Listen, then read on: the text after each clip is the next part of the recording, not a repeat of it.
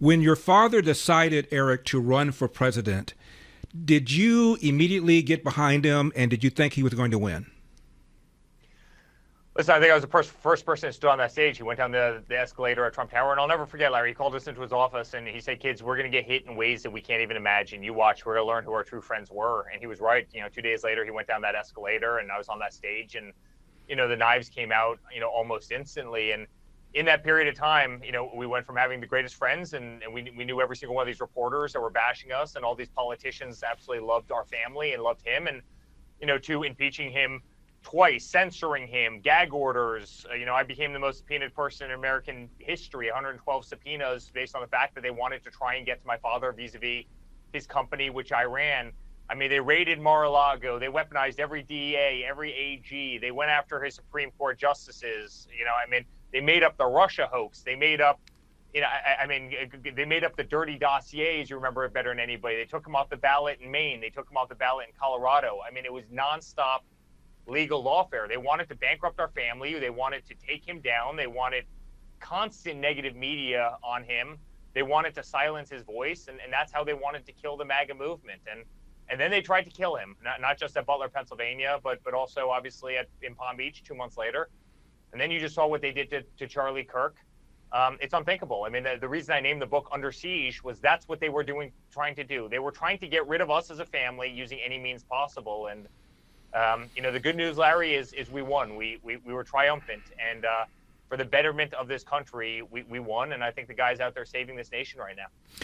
Eric, before the 2024 election, I'm in Mar-a-Lago in your dad's office, and I said, "You ever get up in the morning at 2 or 3 o'clock and say, why the devil did I do this? You ever just say, what for? I had a perfectly wonderful life before all of this."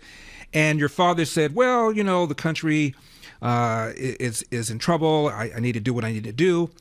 He didn't answer the question directly. So I asked him again. And he goes, "Well, I didn't answer the question directly." So then we stood up and took pictures. I said, "Mr. President, you didn't answer my question directly." He says, "I know I didn't." So I'm asking you, Eric, does the old man ever say to you, "I cannot believe I've done this," even for the slightest moment? So I tell a story in the book, and I've said this very few times kind of publicly, but I'll never forget when the NBC executives came into Trump Tower because they wanted him to continue The Apprentice. Obviously, I was on The Apprentice for 7 seasons. It was the #1 show. And they were willing to offer him pretty much unlimited money to do it. There were many, many zeros. And he looked at the top executives from NBC, people who a week later when he went down the escalator ended up hating him, right? But he said to them, he goes, "Guys, I have something else on my mind." And think about a guy who would turn down hundreds and hundreds of millions of dollars, billions of dollars, to turn down the #1 show on TV on NBC, to have to run against 16 Republicans who actually knew a damn thing about politics, of which we didn't because we were never a political family, only to then have to run against Hillary Clinton and maybe the greatest political dynasty of the outside of Trump this century. Not a single person on the Forbes top 500 list would ever consider doing that. The odds are just too great. And he didn't give a damn. He didn't care about the numbers. He just wanted to save our country. He wanted to save freedom of religion. He wanted to save our Constitution. He wanted to save our flag. No one in their right mind would have made that same decision. And that's why you don't get qualified people who, to run for government. And it's why you have people like Joe Biden, in the Oval Office, and Barack Obama, who was literally a community organizer in Chicago. The guy set it all aside. And so, to answer your question, no, I don't think he's ever gotten up and said that. I think he's stubborn as hell. I think he's got tremendous backbone. He's got more fight than any person I've ever met in my life. We do as a family. And Larry, I'm incredibly proud of the man for, sticking to his conviction and fighting through uncomfortable times, to say the least. Horribly uncomfortable times when you have the entire media and the entire government trying to destroy your life. Eric, talk to us about election night 2016. How did you feel? Listen, I felt great. I was out there. I probably gave 1,000 speeches in the lead up to that in every single swing state, and everywhere I showed up, I had hundreds and hundreds of people. And again, we were brand new to this. We hardly knew what a caucus location was. We hardly knew what a delegate was, but we were speaking from the heart. And I was speaking about a man I worked with every single day of my life, which is my father. And I knew he was going to go in there, and I knew he was going to work tirelessly. And it was an amazing feeling. I can also tell you that the feeling in 2020 was the exact opposite of that. I felt like we had gotten robbed. I spent a lot of time in Under Siege talking about that. At the end of the day, though, there's kind of this thing called the law of unintended consequences, where I think, honestly, what happened in 2020 was the greatest thing to ever happen to the Republican Party. It was the greatest thing that ever happened to Donald Trump because, you look at him now, he's first administration on steroids.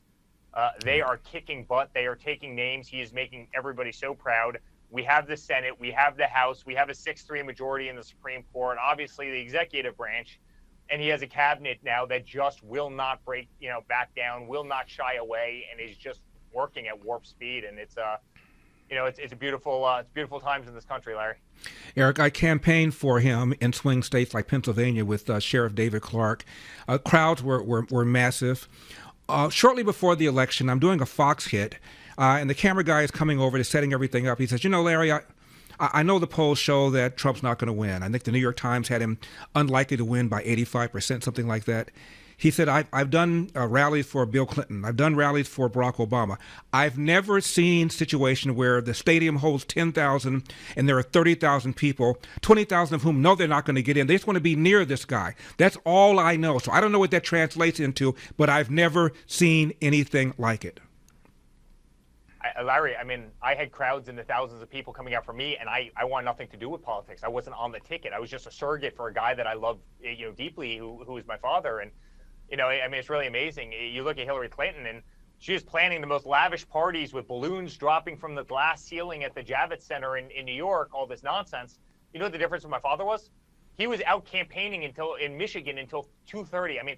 Literally, it was the same in 24 as it was in 2016, but we came off the stage. I remember speaking in Michigan at 2:30 a.m. the morning of election night. He wasn't willing to hang it up, and he outworked them. We were at a deficit of 5-1. He self-funded pretty much everything in 2016.